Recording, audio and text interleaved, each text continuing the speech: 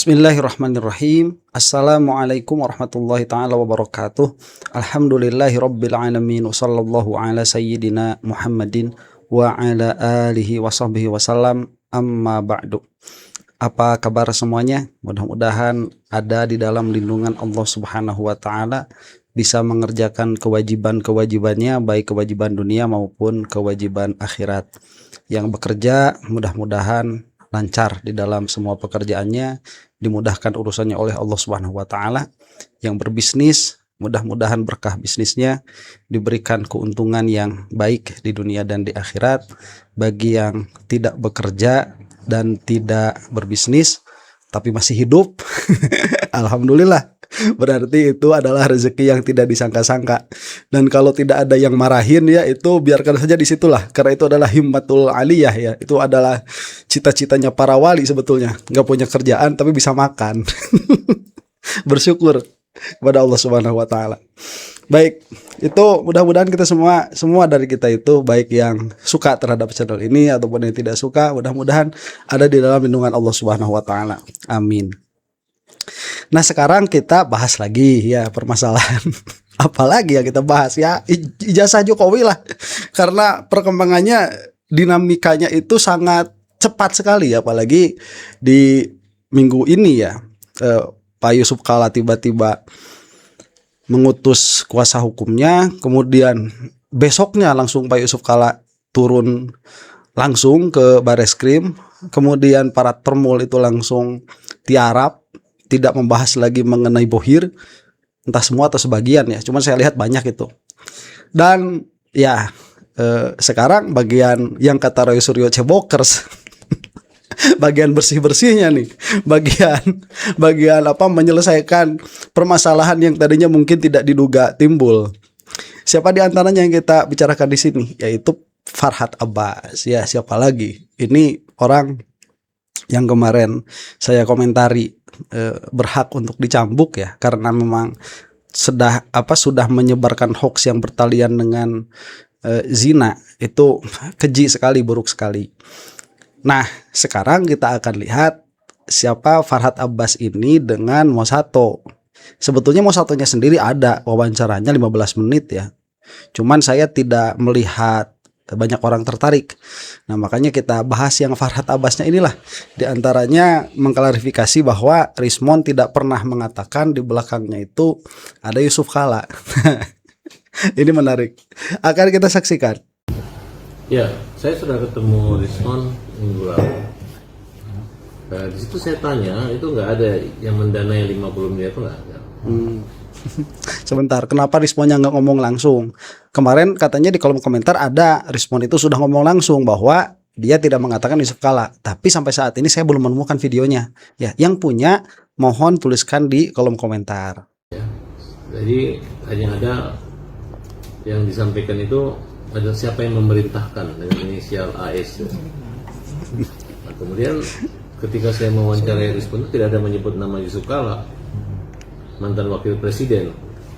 Itu pribadi saya gitu. Iya, cuman masalahnya tatkala hoax ini, katakanlah begitu dulu ya, hoax ini disandarkan kepada Rismon tidak mengklarifikasi dalam versi saya sampai saat ini. Tapi teman-teman lainnya, karena kalau saya bekerja secara pembelaan terhadap Profesor Paiman dan terkait dengan Pak Jokowi. Waktu itu Profesor Paiman dituduh mencetak ijazah palsu di Pramuka gitu. Nah, inilah yang kita anggap fitnah keji, yang dimana ternyata Rismon yang sempat berdebat dengan kita, karena kita ini tim garis keras Pak Jokowi pembela, itu KO gitu. Jadi saya katakan Rismon itu KO. Sebentar ya. Nah, ini yang tidak tahu malu sebagai seseorang yang hidup di negara demokrasi. Apa itu? Yaitu mengatakan kami ini adalah pembela garis kerasnya Jokowi. Nah, sebetulnya ya tidak elok di negara demokrasi itu membela habis-habisan seorang figur. Bagaimana kalau misalkan ditanyakan ya kepada Farhad Abbas ini, kalau ini kan pertanyaan analitik ya, apabila Jokowi ini ternyata salah, apakah masih mau didukung atau tidak? Nah, kalau misalkan pendukung garis keras itu kalaupun salah ya tetap didukung. Nah, itulah permasalahan kita sekarang. Makanya mereka itu tidak bisa melihat kenyataan sebagaimana adanya. Karena di antara yang membutakan itu, satu, benci yang terlalu, dua, cinta yang terlalu. Nah, cinta yang terlalu itu dibahasakannya dengan seperti itu. Kami adalah pembela garis keras. Padahal mereka itu yang suka menuduh kepada kita itu pembenci garis kerasnya Jokowi. Padahal saya mah enggak benci sama Jokowi. Enggak ada urusan sama Jokowi itu. Andai kata Jokowi itu memerintahnya, gaya memerintahnya tidak seperti gaya memerintahnya 10 tahun kemarin, enggak ada urusan Jokowi sama kita itu. Sama saya begitu yang enggak ada urusan. Cuman ya karena banyak kerusakannya, banyak permasalahannya, dan inilah substansi permasalahan yang kita bicarakan, maka Jokowi jadi terbawa. Nah, Jan, mulai saat ini saya katakan Rismon adalah orang yang dilaporkan menggunakan ijazah palsu. Ya, jadi nggak ada istilah kalau buat Farhad Abbas. Saya menganggap Rismon itu seperti bayi baru lahir kembali. Waduh. Ketika di dalam kasusnya Pak Jokowi ijazah palsu, karena Rismon sudah mengklarifikasi bahwa ijazah itu tidak palsu. Bahkan dia mengaku bahwa dia disuruh untuk mengaku pada saat gelar khusus itu, perkara khusus, disuruh untuk mengatakan bahwa itu tetap palsu. Nah, udah disebutkan siapa yang menyuruh.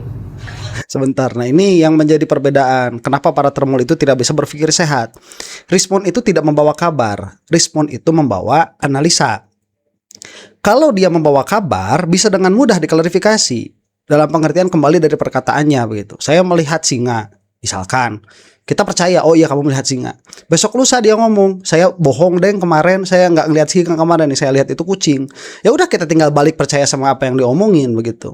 Cuman permasalahannya kalau membawa analisa tuh begini, dia bawa barang misalkan begitu ya. Ini saya bawa pisau. Pisau ini berdarah.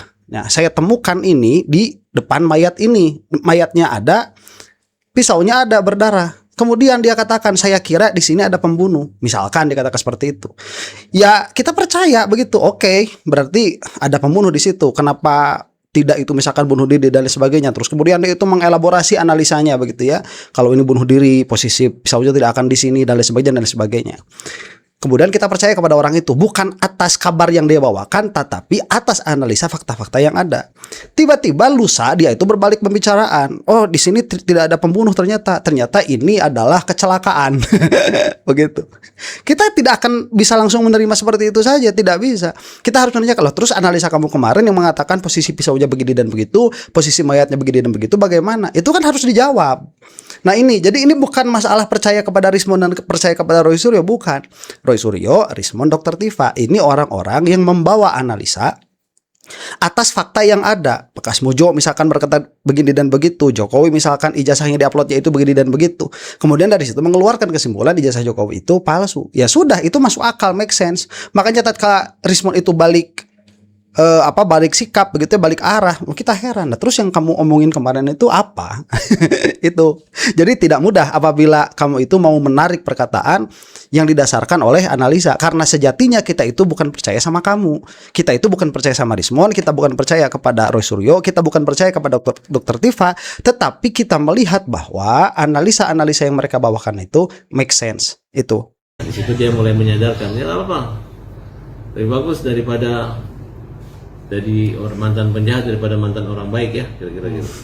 Nah, Rismon ini kita anggap mantan penjahat lah kira-kira, karena dia Rismon itu kejahatannya itu bukan hanya di pikiran atau penelitian dia, tapi memang gerak badannya, dia bisa nunjuk orang begini, pokoknya wow gitu. Itu saya agak kaget juga gitu. Tapi bagi saya kalau ada dari pihak Roy Suryo mau melaporkan Rismon, ya silahkan aja, bukan berarti saya jadi pengacara atau jadi orang baiknya Rismon, tidak.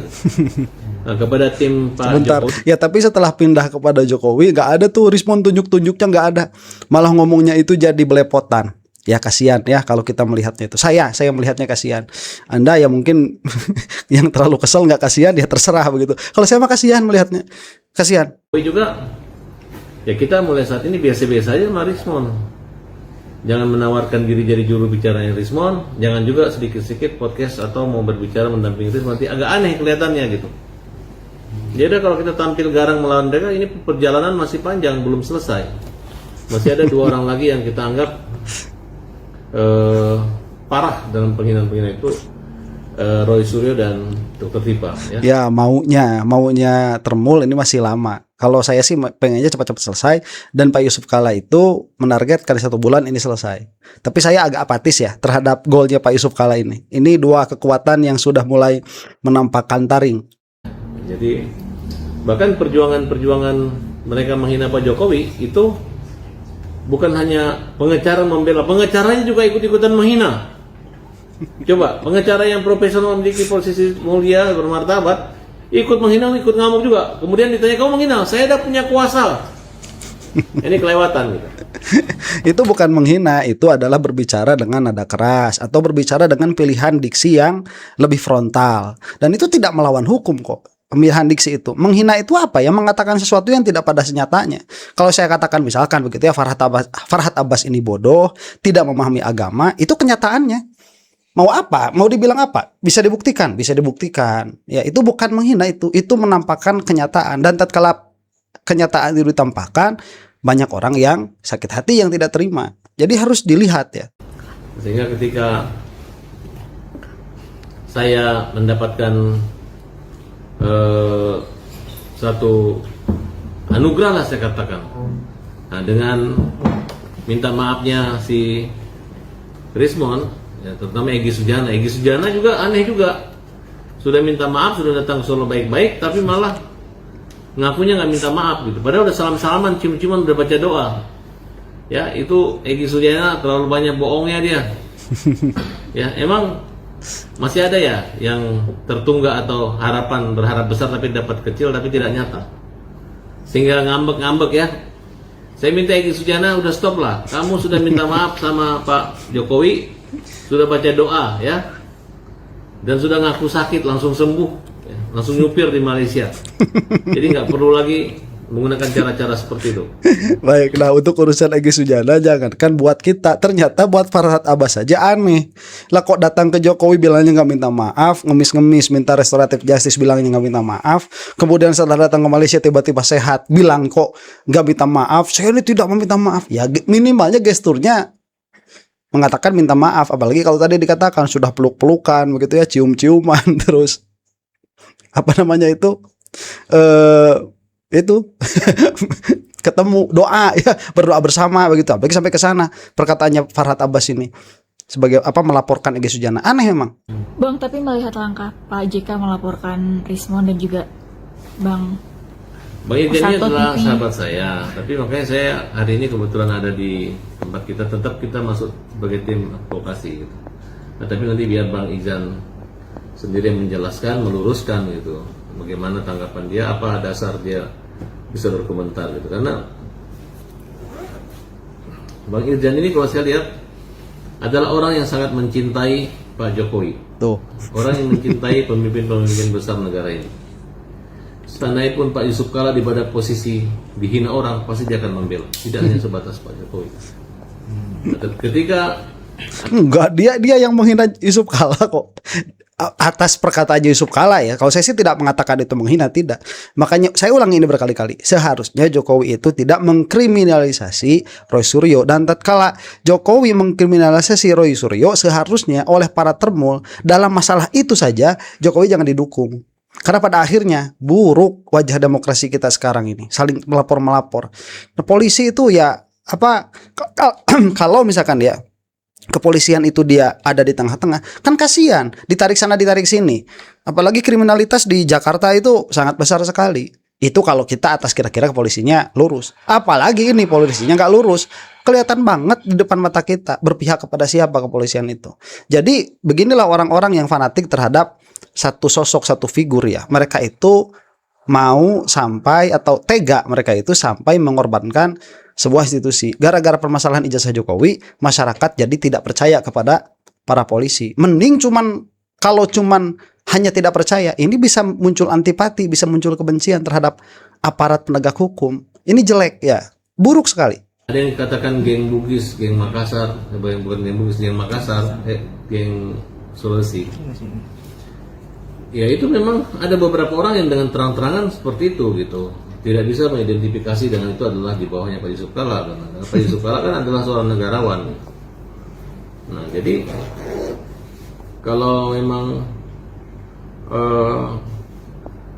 Pak Yusuf Kala itu ada buktinya, ya silahkan laporkan. Tapi kalau nggak ada buktinya, nah nanti dijelaskan langsung. Saya belum mendapat kuasa langsung dari Bang Irjan. Kebetulan bersama-sama dengan kami, ya, beliau adalah seorang aktivis, juga dia jago musik juga, jago nih Irjan. Nah, kemudian dia cerdas, kemudian dia punya akun kanal YouTube, ya mudah-mudahan bisa bermanfaat gitu. Kalau selama ini saya kenal Irjan orang yang baik-baik saja gitu.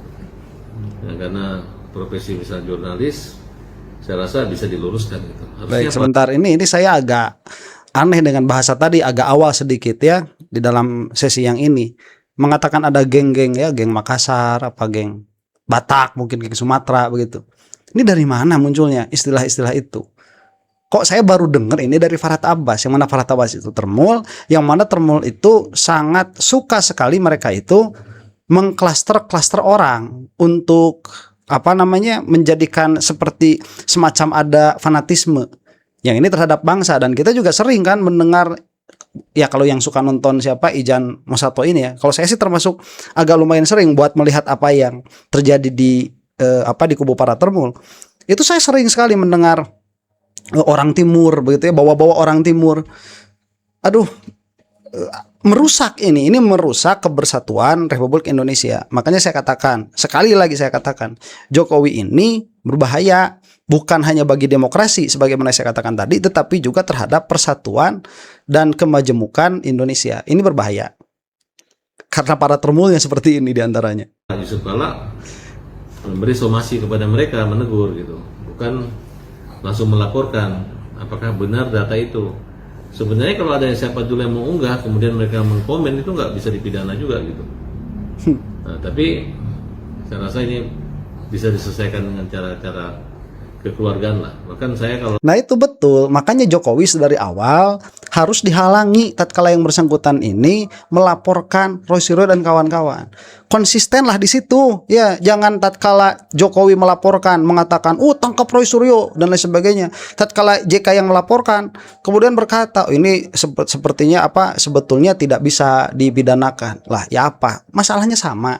Kalau misalnya ternyata ada yang tidak benar, saya sebagai pembela terdepan barisan relawan Pak Jokowi, saya siap untuk melakukan mediasi. Kemudian kalau memang salah kita meluruskan.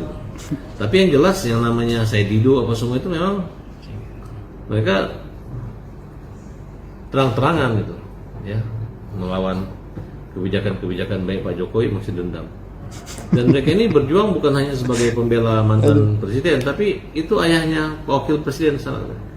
Masih keluarga yang dijaga oleh pasukan pengamanan presiden. Ya terus apa urusannya? Ini bukan negara monarki, ini adalah negara demokrasi. Makanya sekali lagi saya juga katakan, itu salah satu yang membuat saya minimalnya ya jijik di situ menaikkannya Jokowi, anaknya itu si Gibran itu. Berkualitas kagak begitu ya. Undang-undang MK direvisi karena pamannya ada di sana. Kemudian Pak Arif kalau tidak salah kemarin itu ya, yang mantan MK itu juga mengatakan di situ banyak permasalahan. Ya, saya saja ketemu orang-orang semua doa dan puji terhadap Bapak Jokowi Widodo itu selalu terdengar di telinga saya dan disampaikan kepada saya. Jadi saya tidak hanya punya rasa kagum yang mendalam dan rasa bangga. Betul-betul ketika orang baik yang saya bela itu akan mendapat kebaikan buat kita semua. Makanya saya katakan, ya di situ perdebatannya, apakah memang betul Jokowi itu orang baik atau hanya pura-pura baik. Sebagaimana kemarin Jokowi itu ya dia itu Jokowi itu merakyat atau pura-pura merakyat. Jokowi itu mau menciptakan lapangan pekerjaan atau cuman pura-pura menciptakan lapangan pekerjaan. Kan di situ permasalahannya. Ini yang kita bicarakan, apakah betul Jokowi itu orang baik atau bukan. Bukan sebagai pribadi ya, tetapi sebagai kepala negara saat itu yang kita bicarakan. Tobatlah mereka orang yang menjelek-jelekan Pak Jokowi. Pak Jokowi kan mau hidup tenang, dia sudah mempunyai prestasi, tidak ada cacat selama kepemimpinan dia. Demokrasi berjalan lancar, hukum tetap tegak lurus. Bahkan orang-orang Ini buta aja sedari dulu berarti demokrasi berjalan lancar. Ya apa? Para aktivis dipenjarakan, demokrasi berjalan lurus. Ya apa? Anaknya ditaikan kok dengan cara yang tidak baik. Ya. Kemudian mengatakan Jokowi sekarang hidupnya sudah tenang. Mana sudah tenang kemarin hadir ke acaranya para penyebar hoax itu. Sampai mengatakan boleh sekali-kali bikin rusuh tuh. Bikin gaduh ya. Boleh sekali-kali bikin gaduh. Tuh pernyataannya Jokowi. Dikatakan orang baik, negarawan, hidup tenang. Buta lagi Farhad Abbas ini. terbaik masih menjabat saat ini ketika Kapolri Jaksa Agung zaman Pak Jokowi masih pakai oleh Pak Prabowo. Balik ada orang-orang yang terpercaya yang mungkin bisa jadi Kapolri atau Jaksa Agung seumur hidup mungkin jika tidak ada yang menandingi mereka. Bukan gara-gara apa, tapi secara profesional buktinya ternyata kinerja kepolisian maupun Kejaksaan Agung sekarang bagus kan? Nah, Kinerja kepolisian dan jaksa agung sekarang bagus. Lah, ada anak muda dituduh sebagai kartel narkoba. Umur 20 tahun baru kerja beberapa bulan itu sudah dituduh kartel narkoba. Kemudian kejaksaan katanya kemarin itu salah memberikan sangkaan terhadap siapa itu yang proyek kreatif video itu. Kemudian not to mention ya si siapa itu yang pernah ramai itu Sambo. Itu zamannya siapa? Zamannya Jokowi.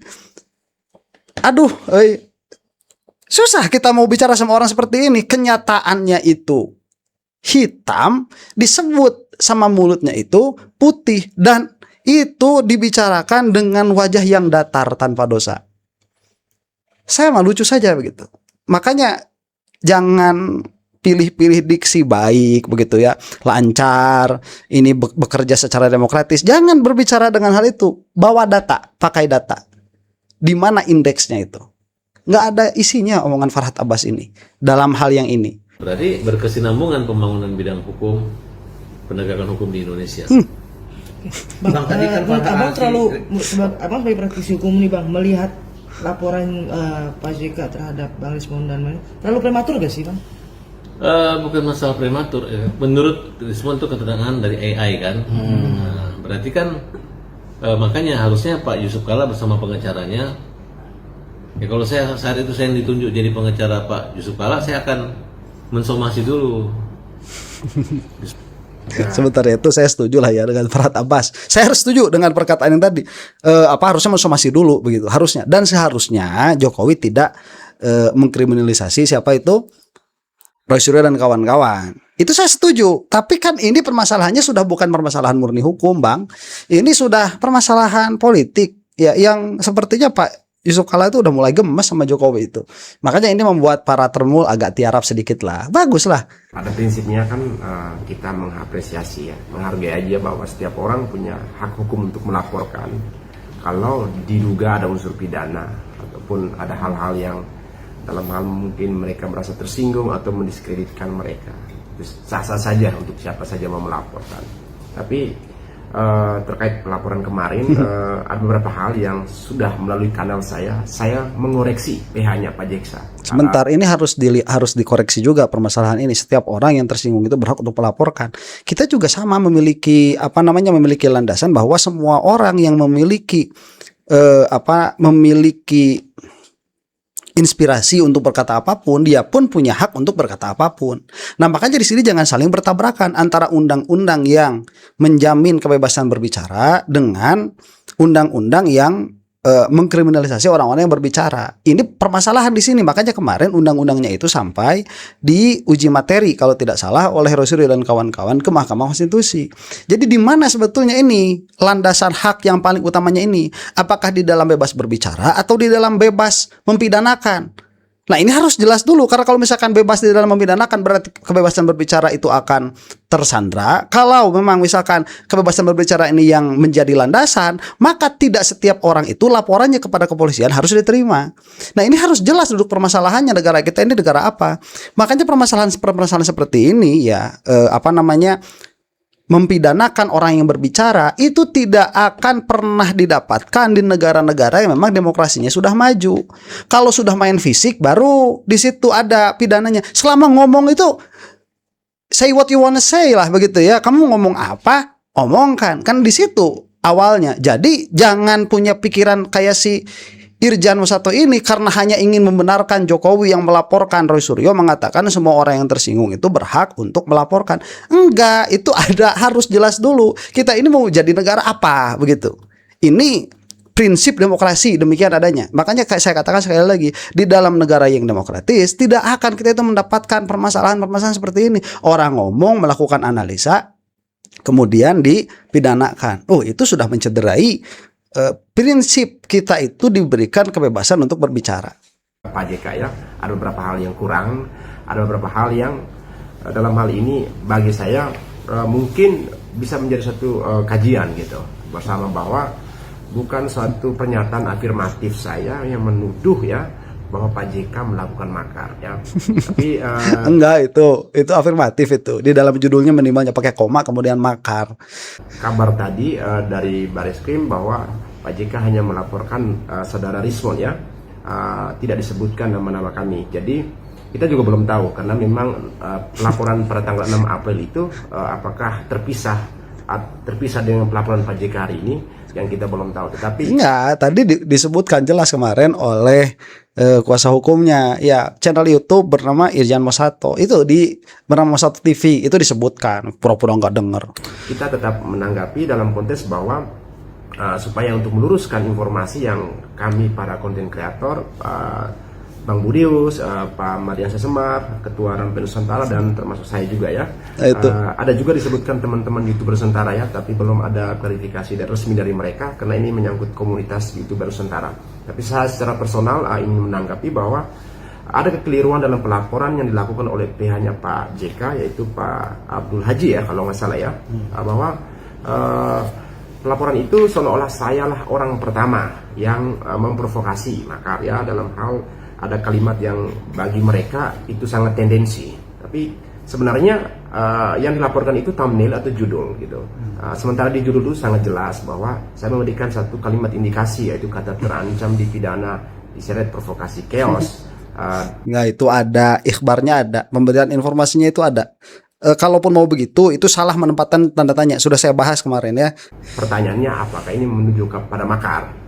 Kita tidak melakukan pernyataan afirmatif bahwa sesuatu yang sudah pasti gitu kan. Nah, basis judul itu saya mengambil narasi yang di podcastnya Edi Mulyadi, kanal podcastnya Edi Mulyadi membahas bersama Pak Sedidu ya, terkait ada 9 poin yang akan Sudahlah, saya kira itu cukup ya. Karena ini esensinya yang sudah dibahas kemarin. Jadi kesimpulannya apa? Ya ini, Farhad Abbas itu muncul lagi setelah sebelumnya gagal menjadi broker restoratif justice. Terlihat sekali raut kekecewaan dari Farhad Abbas tatkala Dr. Tifa itu tidak berhasil dibujuk. Dan nanti kita akan melihat ya bahwa permasalahan ijazah palsu ini bagi Jokowi semakin lama semakin rumit. Makanya sampai saat ini belum dilimpahkan itu berkas yang baru ke kejaksaan begitu. Dan ini saya mau iklan saja dulu sedikit ya. Aduh, malu sebetulnya ini. Cuman ternyata saat ini YouTube itu distribusi videonya harus ada iklan begitu. Saya cuman mencoba saja, mudah-mudahan ini bisa jadi penyebar video ini menjadi lebih banyak ditonton begitu ya. Jualan apa saya ya? Jualan cutter aja inilah. Ini cutter ya, cutter merek apa ini? Merek Deli yang butuh cutter di tempat kerjanya atau di atas mejanya begitu. Kalau saya sih sering butuh itu sama cutter itu. Jadi kalau ada cutter di atas meja kerja saya, di atas meja belajar saya suka larang anak istri jangan pakai itu begitu ya. Nah, buat yang nggak mau cari cutter di rumah, lihat atas, lihat bawah kursi begitu ya. Belilah nih cutter Neo Deli, cutter Deli ya. Demikian, maaf nih saya jadi belajar jualan. Mudah-mudahan kita semua ada dalam maghfirah Allah Subhanahu wa taala. Wallahu taala a'lam bissawab. Assalamualaikum warahmatullahi taala wabarakatuh.